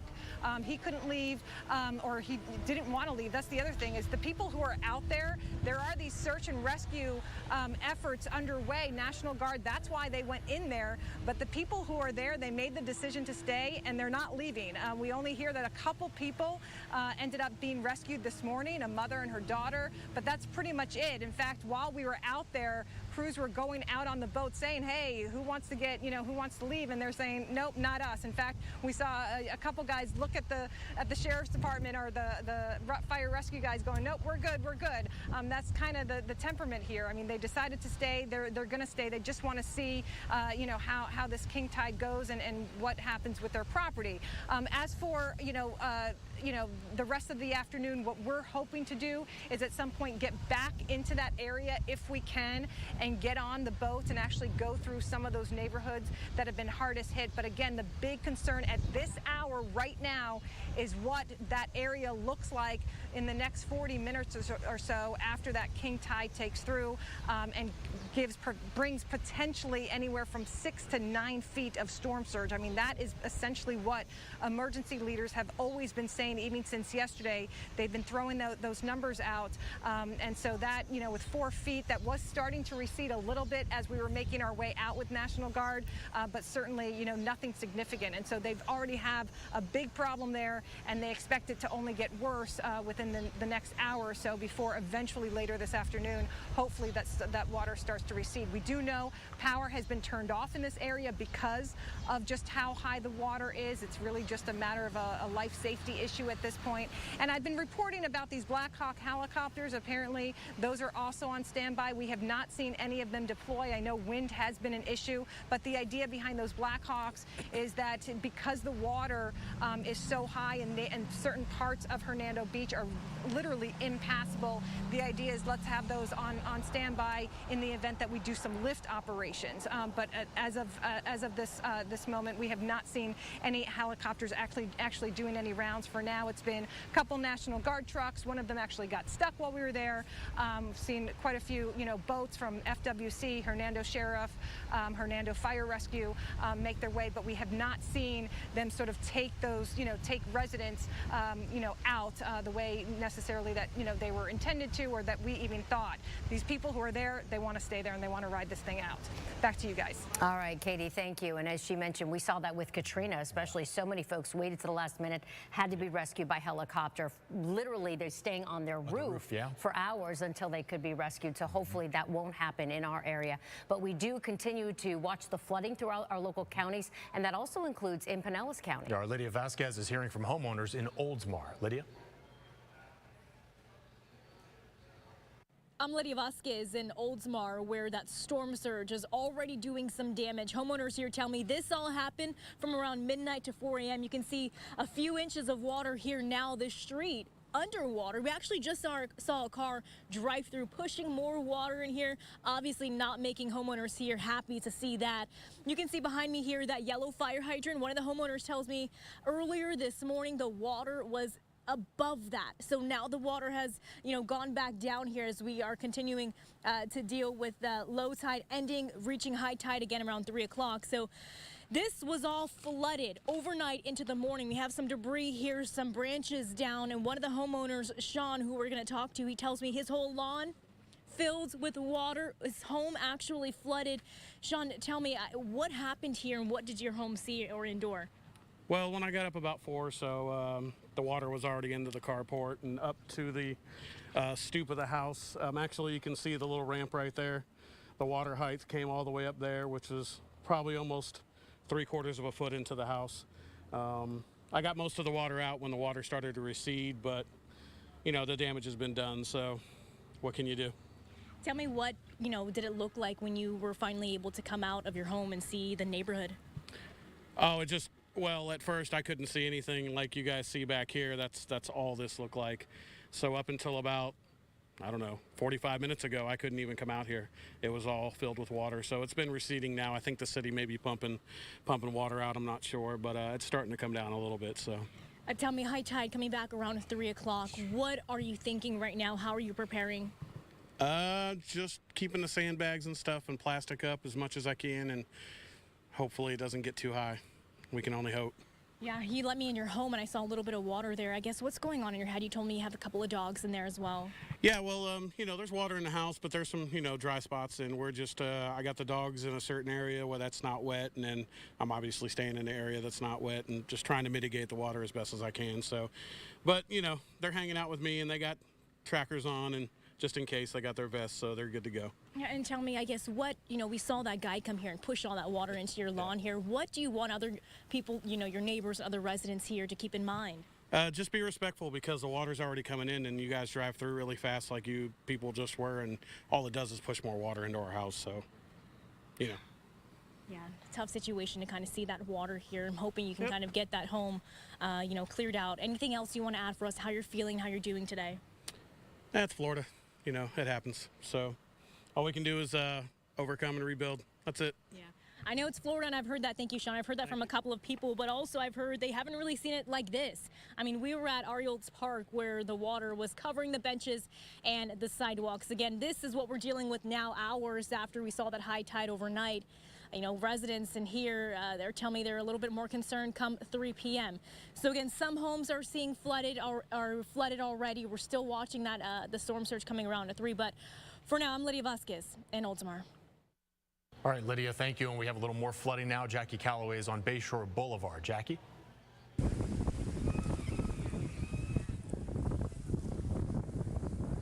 Hey guys, so we're actually standing here at the intersection of Rome and Bayshore, and the word is it's underwater. Bayshore's actually supposed to be closed, but we've been here for about the last 20 minutes and it's anything but closed. We've seen a number of high water vehicles, several four-wheel drives and like high-rise Jeeps driving through here. It's not closed by any stretch. People are finding ways to get through. We're going to take a further look down here. A lot of young people are making it their playground today. We've seen people surfing out here. We've seen young kids with bodyboards and floats. And it's a party down here on Bayshore, despite the public's warnings that you just don't go into water where you don't know what's underneath that water. You don't know how deep it is. You can look out there right now out to the open bay and just see that it just is constantly spilling in. It's getting higher and higher. It's actually gotten higher. The level on Bayshore has gotten higher since we've been here in the last 30 minutes. And as all of you out there watching know, it's because the high tide is starting to build. It's starting to come in. There have been some showers today, some wind gusts, certainly nothing serious. The biggest thing out here is the water, and people are in it and no one's stopping them. We have seen up and down Bayshore there are a couple of block off points where law enforcement has actually blocked off the ability to turn on Bayshore, but right here at this intersection where we're at, it's open season. Now we're going to take a look over here to the front. We do see a police officer out here right now. I'm not sure if he's trying to cordon off this intersection so that people can no longer drive through here. It's hard to tell exactly what he's doing, but that may be the case. They may be trying to stop more people from getting out here to Bayshore and kind of limit the access. If you look down there, you can see police vehicles down there on Rome, so people are no longer able to get on here at that intersection. So just, again, it's just, this isn't a game, and so we understand it's just fun. People have a day off. They're curious about what's happening, what's going on out here. Just be smart. If you can't see the bottom, how far down it goes, just avoid it. Back to you. All right, Jackie, thank you. And certainly windy out there. You could hear that in her microphone. A lot of folks like to go down to Bayshore when it floods out. And yeah, and it's like the last thing you should do, especially having kids play in that water, because it's sewage. Yeah. There could be snakes. Manhole covers, too, also maybe not there. So be careful where you step into. Well, I was just driving into work about an hour ago, and even though there was a lot of people not out on the roads, which was good, right? But you still saw 3 cars that had spun out and off into a ditch, and then a 4-car accident. So even though there's not a lot of cars out there, people are still finding ways to get into trouble. Of course, and as you know, I lost my car on Bayshore a couple years ago during Tropical Storm Ada, and it was simply because I didn't see the water, and the officers thought it was safe as well. They directed me, and and along with probably 15 other cars were stuck because you don't see the water necessarily until you're in it, and by that time your car dies. So please be careful out there. Yeah, please do. All right, we have crews positioned up and down the coast all the way north to North Florida. And right now, our Sophia Hernandez is on the way to Tallahassee to get a closer look at the storm's damage there. She has an update while driving on the roads. Take a listen. Folks, it's Sophia in Live Oak, and I just wanted to send you guys an update. We are about an hour and a half or so from Tallahassee. It's just driving cautiously. We're experiencing a little bit more wind right now, so we're just trying to make sure we drive nice and slow. And we're also seeing a lot more down trees, down limbs on I-10 specifically. You can see specifically on the eastbound lane, there's a lot more trees as well. Very few cars going east. You've seen a couple of trucks going west along with us, probably to provide assistance to the area. But of course, if you are on the roadways, you can see again a lot of down trees, a lot of down limbs. Take a look over there. You can see a couple really just covering the roadway. So again, if you are planning on going eastbound, you're going to be seeing a lot of down limbs. You need to drive with caution. It's better for you not to be on the roadways at all. Again, it's raining. The wind is still pretty strong. We can kind of feel the turbulence a little bit in the vehicle right now. We'll give you an update as we get closer to Tallahassee. We've got an hour and a half to go. Good thing to remember is that areas like Live Oak, and as we continue driving westward towards Tallahassee, it is very rural. There are a lot of vegetations. We are close to a lot of farmland, so the likelihood for you to see downlands, down trees on the roadways is pretty high. So we'll give you an update as we get closer. All right, Sophia, thank you. Let's go now to our Kylie McGivern, who's in Bradenton along the Manatee River. Kylie, what's happening out there? Are you seeing conditions dissipate as we get closer to that king tide time? Well, it looks like at last check, Wendy, we are kind of just a few minutes past the high tide in our area. I'm going to step out of the way. Behind me, I mean, you can see there is no separation between the Manatee River and what should be a street that our photojournalist Randy Wright is showing you all right now. We are along what should be the backside of homes. Just to give you some perspective of where we are, off in the distance here, this is downtown Bradenton. And then if we look further over to the left after you see that, we are near Palmetto as well. And so all this water has come up. We spoke with a neighbor recently, Wendy, who is at one of these corner homes, who said that they moved in, you know, early 1990s and have never seen flooding quite like this before. So we've been going to different parts of Manatee County to give you guys an idea. There are a lot of road closures. So if this is an area where you live, the easiest way to check before you try to go out, if you absolutely have to, is mymanatee.gov/road closures. But yes, you can see what should be a road here. Yeah, not so much. So we will continue to check in with you all, but for now, we are live in Bradenton. We'll send it back to you guys. All right, Kylie, thank you. And stay with us. We're continuing to track Idalia next. When it comes to protecting your home, there's one name you can count on, Handyman Roofing. With over 40 years of experience, we are the roofing experts you need. Is your roof in need of repair? Don't wait until it's too late. Our team of professionals can handle any roofing issue, big or small. And if it's time for a complete roof replacement, we've got you covered. Call us today at 1-866-853-3770. Get things done. Count on Handyman Roofing to get it done. Handyman Roofing to get it done. Imagine how inconvenient your life would be without power. No lights, no refrigeration, no heating or cooling, no electronics. But with a Generac home standby generator, you'll have power when you need it most. Generac generators automatically provide backup power after sensing a power outage, so your life goes on uninterrupted. Call Generator Supercenter of Tampa today at 813-488-6030 or visit GeneratorSupercenterofTampa.com. Precision Garage Store, this is Sophia. How may I help you?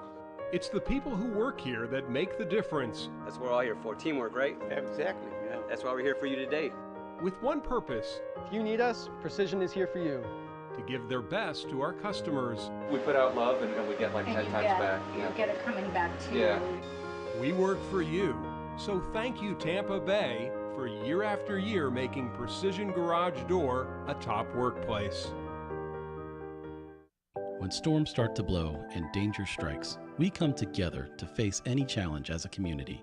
And when trouble hits our county, HCFL Alert is your #1 source for information. HCFL Alert is with you before, during, and after the storm. To sign up, visit hcflgov.net/HCFL Alert so we know how and when to notify you about local emergencies. The safest way through bad weather is together. When storms start to blow and danger strikes, we come together to face any challenge as a community. And when trouble hits our county, HCFL Alert is your #1 source for information. HCFL Alert is with you before, during, and after the storm. To sign up, visit hcflgov.net/HCFL Alert so we know how and when to notify you about local emergencies. The safest way through bad weather is together. During our Labor Day savings event, Famous Tate makes it easy to update the latest appliances that save you time and money. Sale prices plus exclusive bonus rebates means the more you buy, the more you save. See the new GE Profile Ultra Fast Combo Washer on sale now. Plus, no sales tax on select refrigerators, washers, dryers, and gas ranges. Free delivery and no interest financing available. At Famous Tate, of course. Created in 1997 by the Florida legislature, the Bright Futures program helps students across Florida receive a college education. The Bright Futures Scholarship Program is primarily funded by the Florida Lottery, and more than 950,000 students have gone to college on a Bright Future Scholarship. There's students like Kate Daigle, a Tampa Bloomingdale High School Bright Futures Medallion Scholar, who plans to major in kinesiology at UCF. Both senior class president and varsity cheer captain, this well-rounded student is grateful for her Bright Future Scholarship.